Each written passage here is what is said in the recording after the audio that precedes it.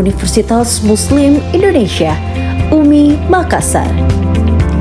UMI PTS pertama di luar Pulau Jawa, meraih akreditasi unggul dengan nilai A dari Badan Akreditasi Nasional Perguruan Tinggi dan masuk dalam kategori 100 besar perguruan tinggi Islam terbaik di dunia, versi Unirank dan satu-satunya di luar Pulau Jawa. Pencapaian ini menjadi bukti bahwa UMI adalah perguruan tinggi bereputasi yang diakui secara nasional maupun internasional.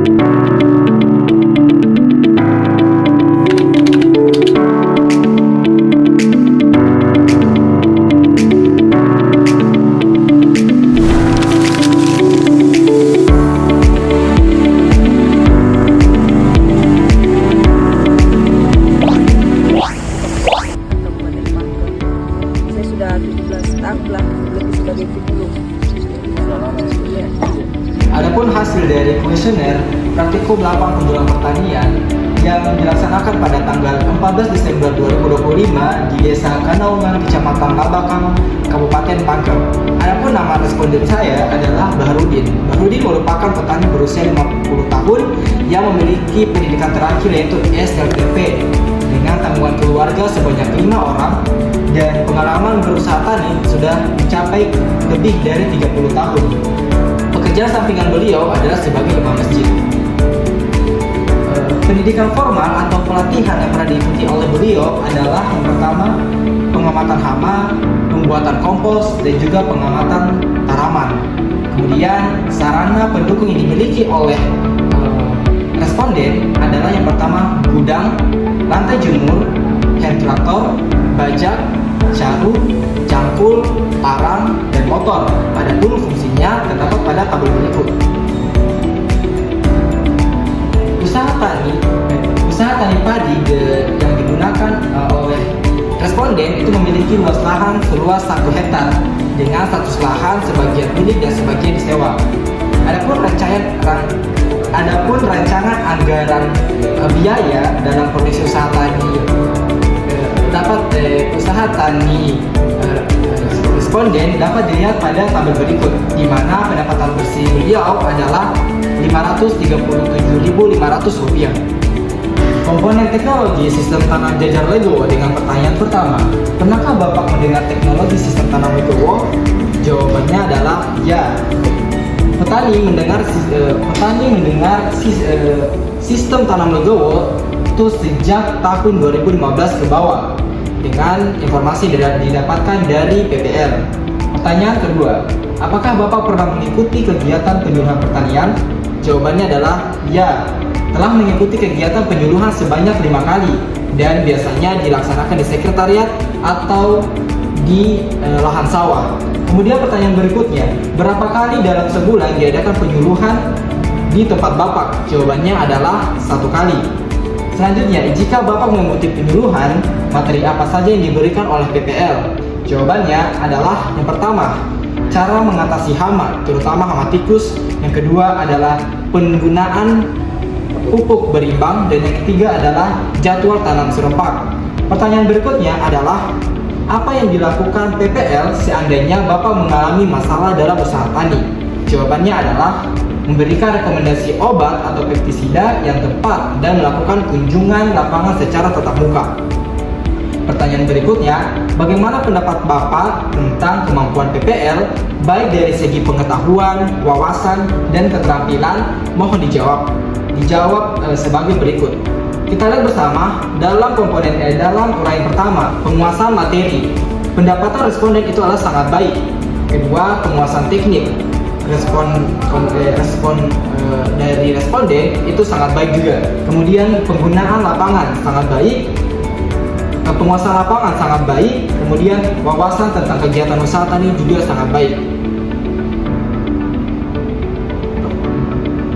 Kemudian pertanyaan berikutnya, bagaimana menurut Bapak materi penyuluhan pertanian? Jawabannya adalah sulit dimengerti karena istilah atau metode yang dilakukan oleh penyuluh terlalu ribet untuk dipahami oleh tamatan SLTP. Kemudian pertanyaan berikutnya, menurut Bapak metode penyuluhan apa yang paling mudah dimengerti?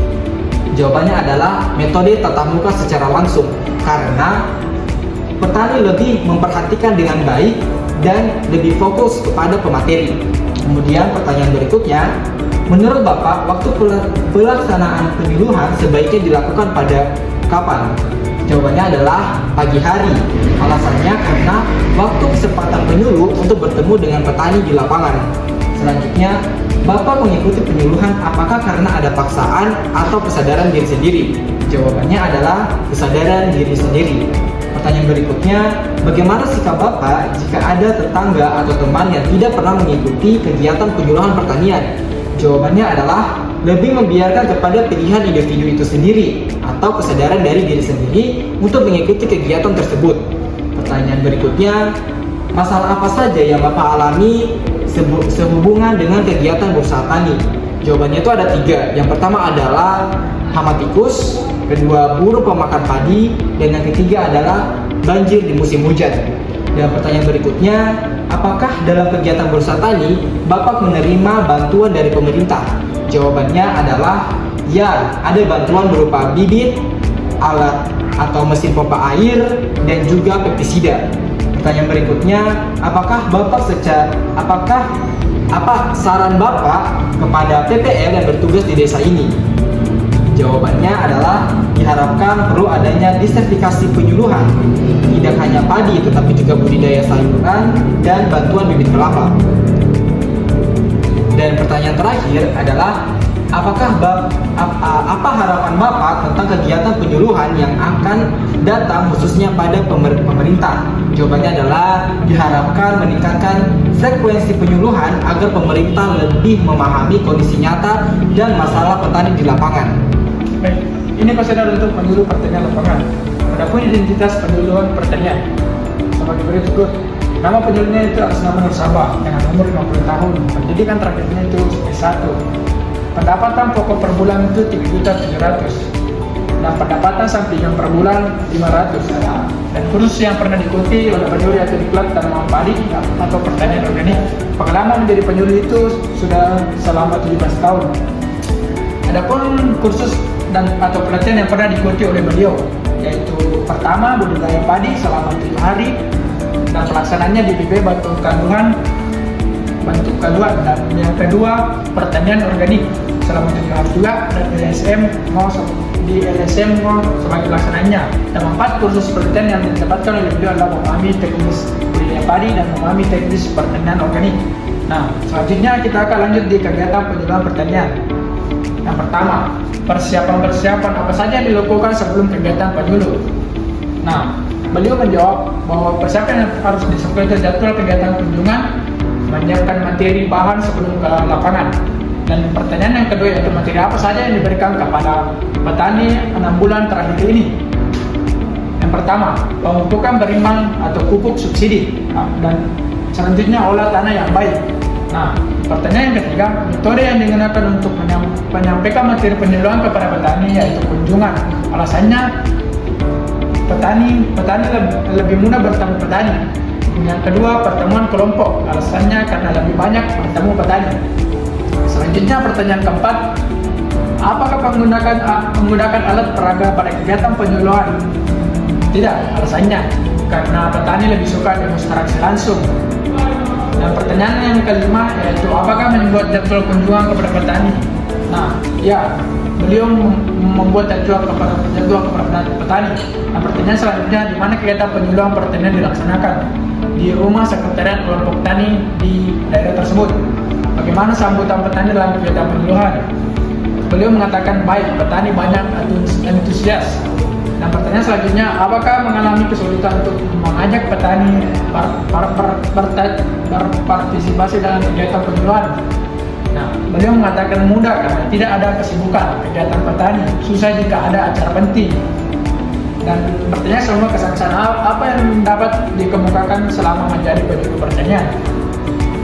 Beliau mengatakan pendekatan secara individu dan keluarga sangat penting untuk lebih dekat dengan petani sehingga mereka lebih mudah menerima yang disampaikan. Dan yang terakhir adalah apakah penyuluhan pertanian masih dibutuhkan untuk masa-masa mendatang? Mohon penjelasannya. Dan beliau mengatakan sangat diperlukan karena pola pikir petani masih sangat tradisional. Dan untuk identitas responden yaitu nama Ahmad, umur 45 tahun, pendidikan formal SD, tanggungan keluarga 4 orang, dan pengalaman berusaha tani 20 tahun. Pekerjaan sampingan yaitu buruh tani. Pendidikan dan program pelatihan atau kursus yang pernah diikuti, nama kursus atau pelatihan penyuluhan tanaman. Jajar namanya itu 1 hari, dan pelaksanaan PPL. Manfaat kursus atau pelatihan yaitu menambah pengetahuan. Dan deskripsi usaha tani padi. Sarana penduduk yang dimiliki. Nomor 1, jenis sarana. Jenis jumlah sama fungsi. Nomor 1, jenis sarana itu gudang dan jumlah unitnya itu 1, sedangkan fungsinya menyimpan hasil panen. Nomor 2, lantai jemur. Jumlah unit itu 1 dan fungsinya menjemur gabah. Nomor 3 itu hand traktor. Jenis sarana itu hand traktor. Jumlah unitnya itu 1 dan fungsinya pengolahan tanah. Dan nomor 4 itu jenis sarananya bajak. Jumlah unitnya itu 1 dan fungsinya membajak sawah. Nomor 5 itu jenis sarana caru. Jumlah unitnya juga 1 dan fungsinya sebagai pengairan. Nomor 6 itu jenis sarana cangkul. Jumlah unitnya itu 2. Fungsinya itu olah tanah. Dan nomor 7 itu jenis sarananya tracer. Jumlah unitnya itu 1 dan fungsinya perontok padi. Nomor 8 itu jenis sarana parang. Jumlah unitnya 1 dan fungsinya sebagai membersihkan lahan. Dan terakhir nomor 9 jenis sarana motor. Jumlah unitnya itu 1 dan fungsinya transportasi. Dan sekarang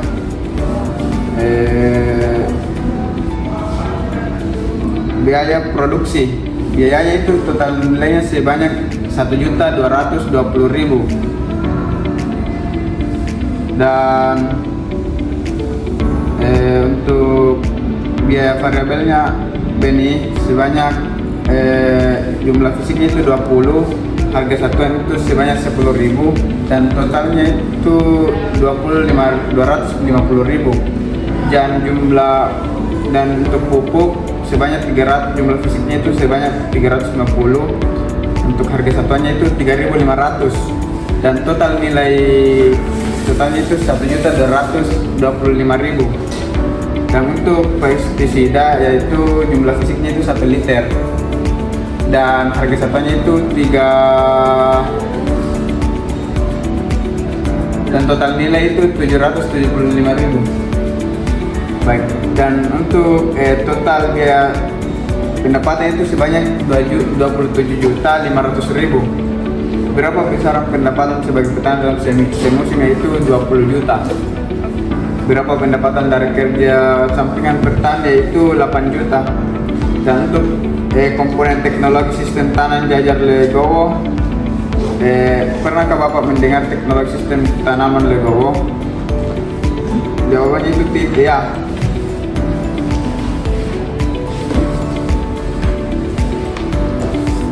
Dan apakah Bapak melakukan sistem tanaman Legowo? Jawabannya itu ya, karena alasannya itu hasil maksimal. Dan untuk apakah Bapak melakukan teknologi pada pertanian? Apakah Bapak pernah mengikuti kegiatan penyuluhan pertanian? Jawabannya juga ya. Dan di sini dia sudah mengikuti sebanyak 5 di pos desa.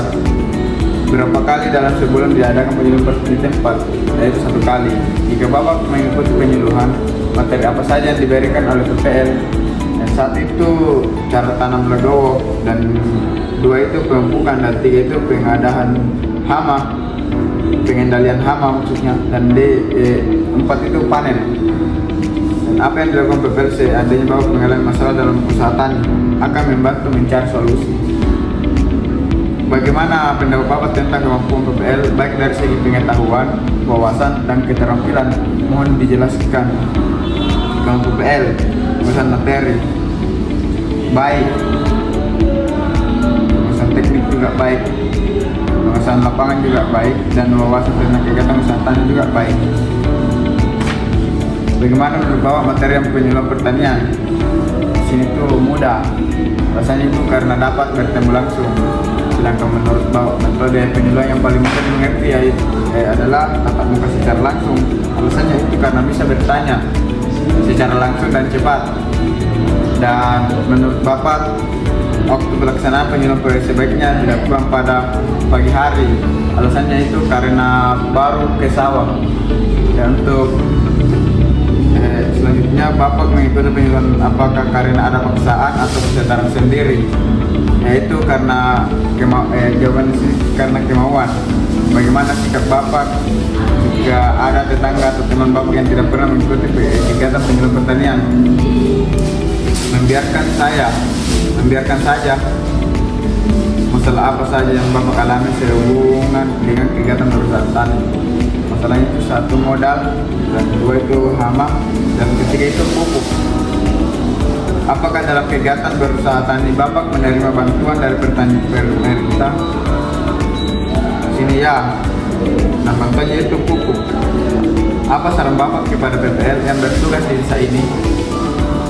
Yaitu lebih sering pendampingan rutin.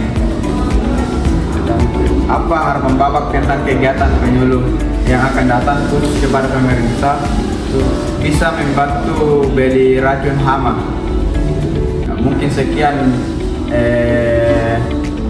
dari saya hasil praktik lapang saya. Mungkin hanya itu. Wabillahi taufiq wal hidayah. Wassalamualaikum warahmatullahi wabarakatuh.